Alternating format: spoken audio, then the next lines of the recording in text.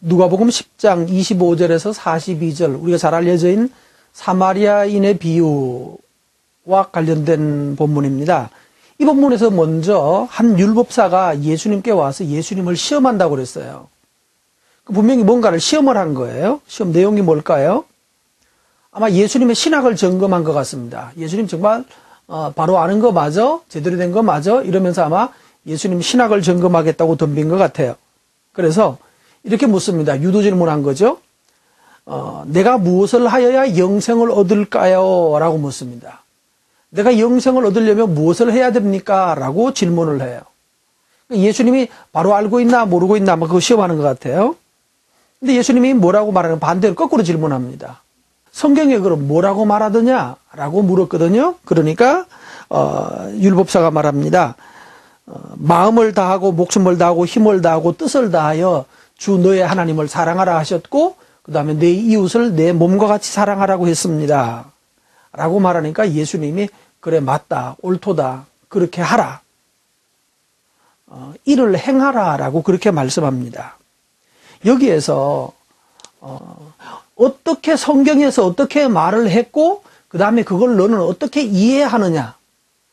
성경은 이미 객관적으로 나와 있는데 이 말씀을 어떻게 이해하느냐에 따라서 이단도 나오고 잘못된 자유주의 신학도 나오고 또 엉터리 해석도 나오는 겁니다.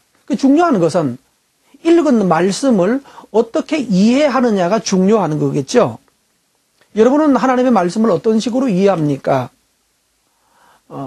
그리고 그 자기 이해에 따라서 해석이 달라지고 해석에 따라서 삶도 달라지겠죠. 근데 이 율법사는 성경에 자신 있는 사람이었죠. 그래서 성경을 잘 읽었고 해석도 잘했고 그 다음에 또 그렇게 살고 있습니다. 실제로 율법사들은. 그런데 정말 제대로 사는 거 맞을까요? 저는 오늘 이 말씀 읽으면서 묵상하면서 저 자신이 어쩌면 율법사 같다는 생각도 해봅니다. 어쨌든 뭐 잘 못하지만 다른 사람에게 공식적으로 이렇게 채널을 통해서 말하려고 하는 것은 잘났다는 얘기하는 건 마찬가지잖아요. 나는 안다라고 말하는 것과 같은 뜻이 되거든요. 그런데 문제는 내가 이 말씀을 행하고 있느냐라고 말한다면 또 전혀 다른 문제가 되는 거예요. 근데 예수님은 너 아는 것, 네가 알고 있는 율법의 말씀을 아는 것 말고 그것을 행하라라고 말씀합니다. 근데 이렇게 말했더니만 또 이 율법사가 또 용기백배해서 자기는 잘하고 있다는 뜻이죠. 자기를 옳게 보이려고 라고 합니다. 29절에. 자기는 잘났다고 생각하니까 또 다시 말합니다. 그럼 율법의 내 이웃이 누군데요? 라고 물어요.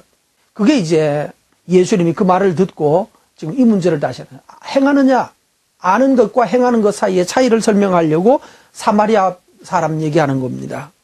여리고로 내려가는 이 예루살렘이 높고 여리고는 낮거든요. 그러니까 산에서 이제 내려갈 때 어떤 사람이 가다가 산적을 만나서 부상을 당하고 있는 것을 다 뺏기고 죽어가고 있었습니다.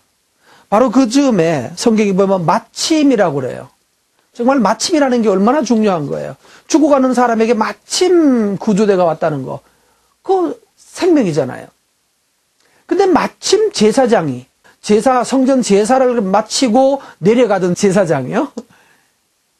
예배 마치고 집으로 돌아가던 제사장이 마침 그 순간에 만났어요. 그러니까 어떻게 되나요? 죽어가는 사람 마침 제사장이 살려냈다. 이렇게 돼야 제대로 되는데 제사장인데도 불구하고 마침 하나님이 그때 그걸 만나게 하셨음에도 불구하고 제사장은 옆으로 피해서 도망가 버렸다는 거예요. 피해서 내려가 버렸어요.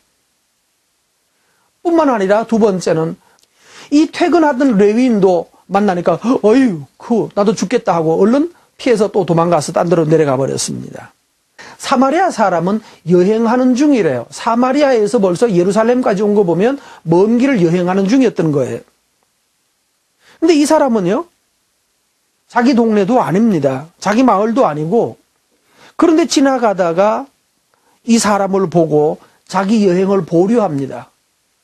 두 번째로는 기름과 포도주를 가지고 그 사람에게 먹이고 이 약을 발라줬다는 얘기죠. 비상식품하고 자기 여행 동안에 필요한 음식이라는 뜻이겠죠.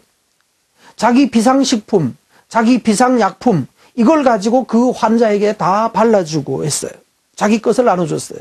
세 번째로는 자기 나귀에 태웠죠.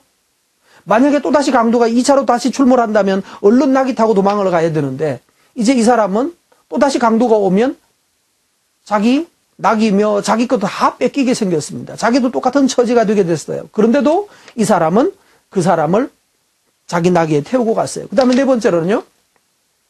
밑에 저기 주막이라고 그랬죠. 밑에 내려가가지고 자기가 돈을 줍니다. 치료비를 줄 테니까 이 사람 좀 보호해 주세요. 살아나게 깨어나게 해달라고. 그리고 내가 여행 마치고 다시 돌아갈 때 치료비가 더 들면 그때 다시 더 하겠다고. 요즘 말로 하면 치료비를 병원에 가서 치료비를 내주고 나중에 치료비 또 잔금 있잖아요.